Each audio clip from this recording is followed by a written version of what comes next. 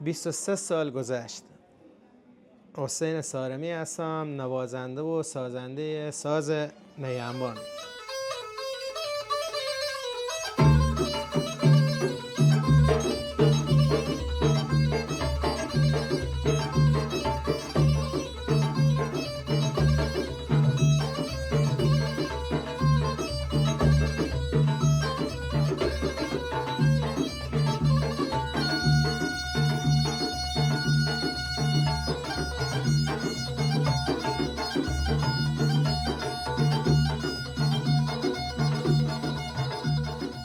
بیست و 3 سالن که ما کل زندگیمون ساز نیمون و الباقی سازه جنوبی، نی جفتی، فلوت عربی، دمام، ضرب بوشهری، سنج تولید کننده انواع و اقسام سازهای جنوب کشور استان بوشهر هستیم.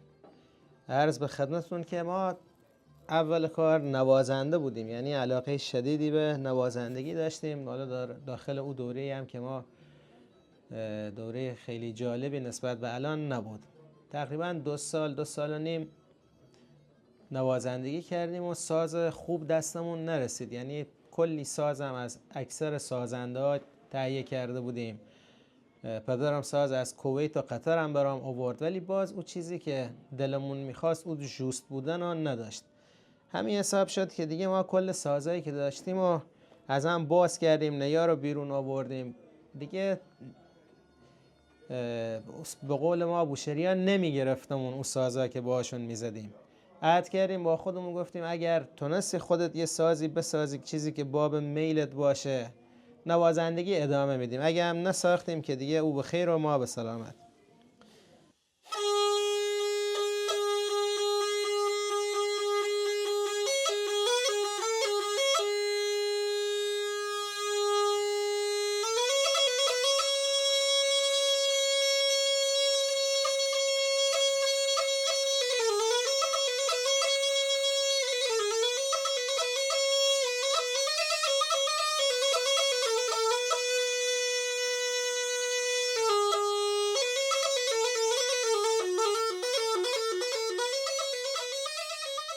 ساز رو دنبال کردیم و خودمون ساختیم. ساز کاملا جوست و درجه 1 و خوش صدایی هم بود. دیگه اطرافیان هم این ساز دست ما دیدن، مخاطبایی که داشتیم، دوستایی که داشتیم، آیه شریفیان، محسن شریفیان، محسن ایدریه، آیه سعادت پور، آیه ریاضی، خیلی همون بچه‌ای که دیگه او دوره هم دوره بودیم ما با هم. این سازا دیدن و جذب شدن. ما هم دیگه به قول معروف وارد گود شده بودیم، نه روی پس داشتیم و نه روی پیش.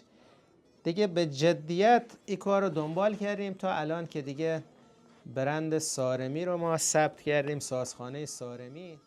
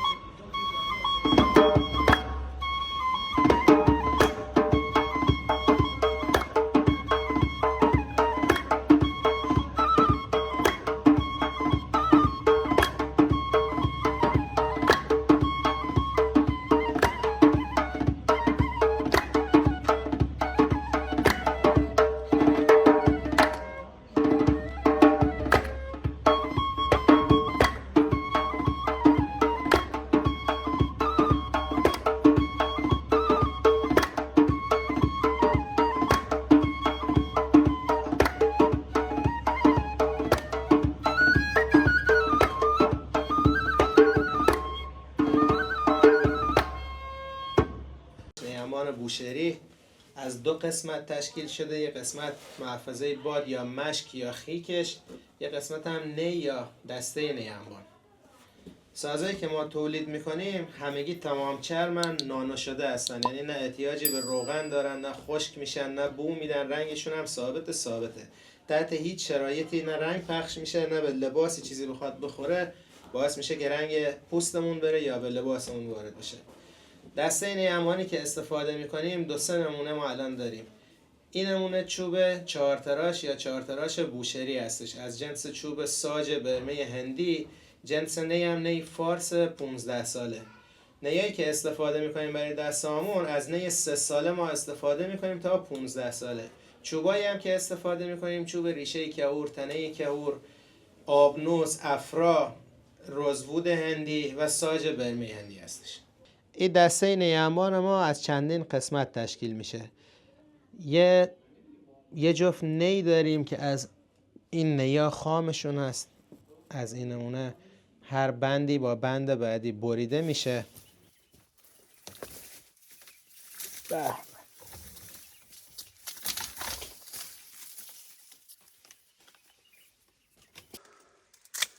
بعد به این شکل جفت میشه، به این صورت علامت گذاری میشه، بعد سوراخ میشه و این هم که قاب یا همون غلاف دسته نی انبان هستش. این به صورت خام، این به صورت تراش خورده که دیگه نی که سوراخ شده داخل این جاگذاری میشه و مومکاری و تزیین میشه. بعد یه قسمت دیگه که داریم 2 تا قمیش یا پیکک ما داخل سازمون داریم که باعث تولید صدا میشه، یعنی کل صدای نی انبان از اینا برگرفته میشه که از نیای باریکتر از این نمونه ساخته میشن. این نمونه قمیشایی که روی دسته نی انبان.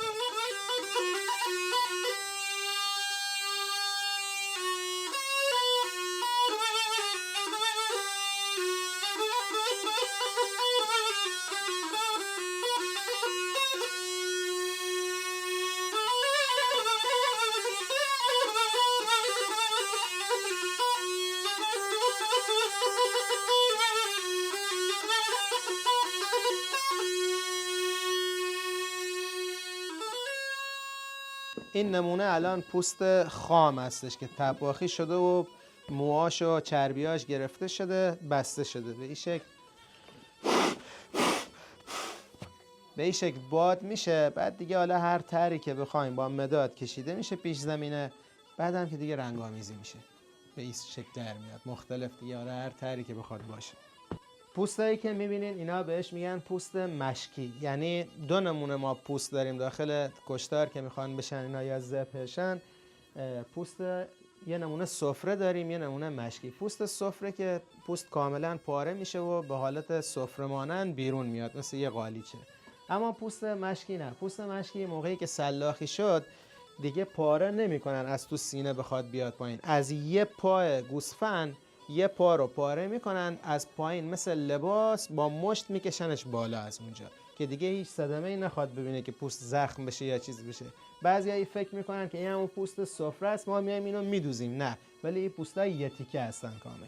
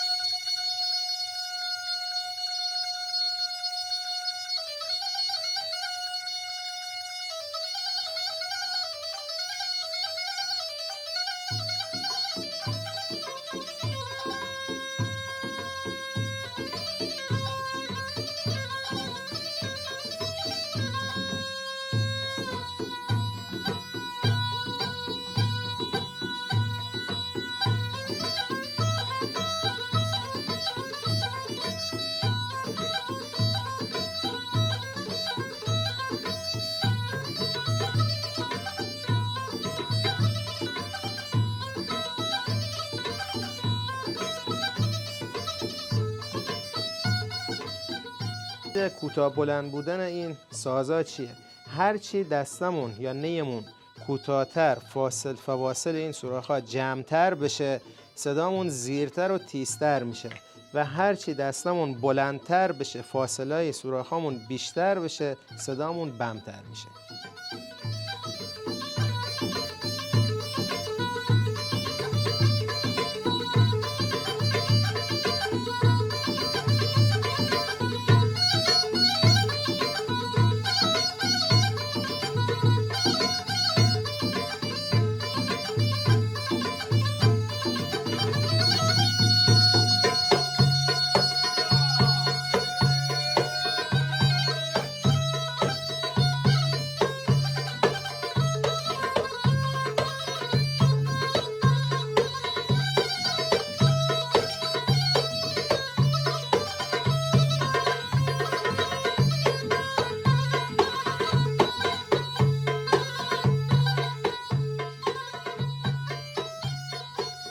کل شهرهای ایران بیش از 17 کشور دنیا اجرای کنسرت داشتیم. بیش از 9 کشور نمایشگاه سازخانه سارمی اونجا برگزار کردیم. 5 تا موزه موسیقی کشورهای دنیا، برلین، آذربایجان، باکو، استانبول، عرض به خدمتتون که مقدونیه و سلیمانیه، سازای ما 3 تا کاملشون اونجا خریداری کردن و معرض نمایش گذاشتن داخل موزه.